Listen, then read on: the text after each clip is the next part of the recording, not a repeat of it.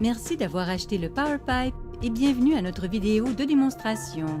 Ce court vidéo a pour objectif de vous faire comprendre la technologie PowerPipe et de vous guider à travers les différentes étapes menant à son installation. Le PowerPipe est conçu pour recycler l'énergie thermique contenue dans votre eau de drainage en provenance de la douche.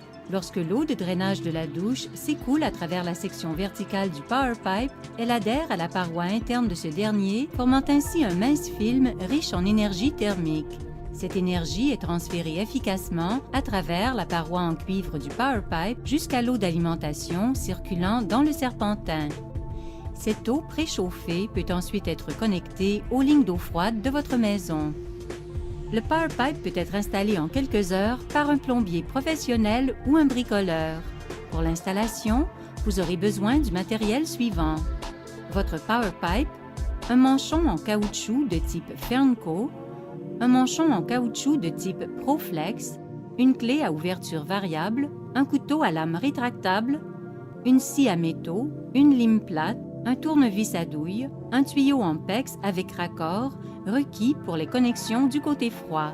Référez-vous à l'emballage PowerPipe pour de plus amples détails. Pour débuter l'installation, assurez-vous de couper la ligne d'alimentation principale en eau de la maison. Rappelez à tous les occupants d'éviter de tirer la chasse d'eau des toilettes et de vider le bain ou tout lavabo jusqu'à ce que l'installation soit complétée.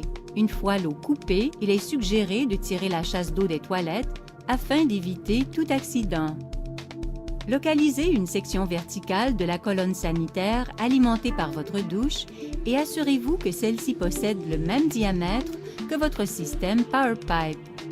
Rappelez-vous qu'il est impératif d'installer le PowerPipe en position verticale afin d'assurer une efficacité maximale. Mesurez et marquez le point situé à 4 pouces du bas de la colonne. Ce point fera référence au plan de coupe inférieur. Maintenant, à partir du point de coupe inférieur, mesurez la longueur totale du PowerPipe et marquez ce second point de référence. Ce dernier fera référence au plan de coupe supérieur. À l'aide de la scie à métaux, coupez la colonne au niveau des 2 points marqués, faisant référence au plan de coupe inférieur et supérieur. Assurez-vous de bien couper dans un plan perpendiculaire à la colonne. Retirez cette section de la colonne. À ce point, assurez-vous de bien retirer toute bavure présente aux extrémités de la colonne. À cette fin, utilisez une lime plate. Le PowerPipe fonctionne mieux lorsque la jonction avec la colonne est pourvue d'un joint lisse.